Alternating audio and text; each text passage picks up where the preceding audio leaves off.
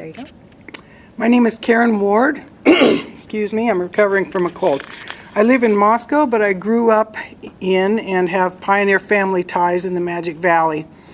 I have a master's degree in plant pathology from the University of California, and I spent my career doing and teaching practical science by helping farmers and home gardeners control plant diseases and other pests. I'm going to begin my comment with an example from my own field.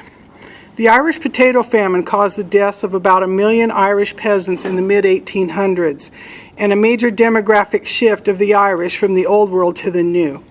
At the time, no one knew what caused the plague that killed the potatoes and the Irish.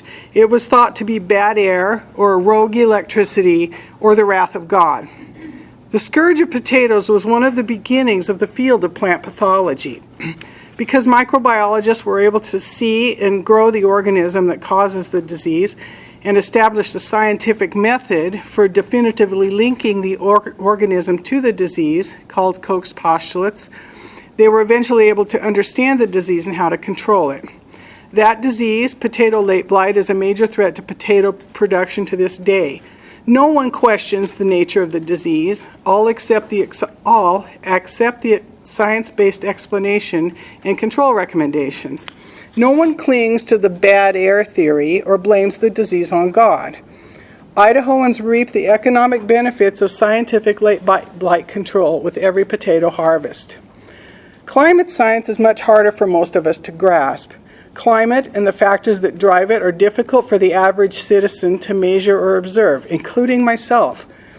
I can't show climate to you under a microscope, I can't grow it in a Petri plate, and I can't inoculate a plant with it so you can see the plant die. Therefore, it's alarmingly easy for those with ulterior motives to sow doubt, to encourage distrust of climate scientists, even to vilify them and accuse them of dishonesty and conspiracy. Today we enjoy an abundance of potatoes and an almost decadent variety of delicious foods because of science. We recover from human diseases, undergo surgery, walk around with new joints and even new organs because of science. Those of us in the first world society reap the countless benefits of science on a minute-by-minute basis in our lives.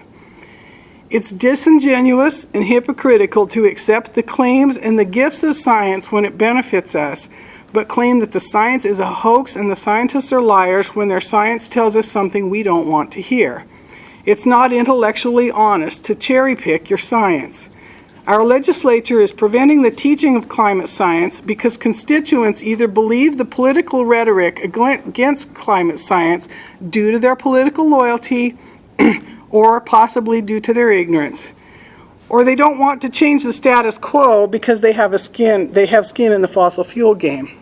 Some deny climate science because of the fear of economic effects on climate mitigation. Whatever the rationale for climate denial, it's cherry-picking and it's dishonest. I call on the state board and the legislature to respect good science, all of it, and teach it in our schools and put those standards back the way they were. Thank you. Thank you very much.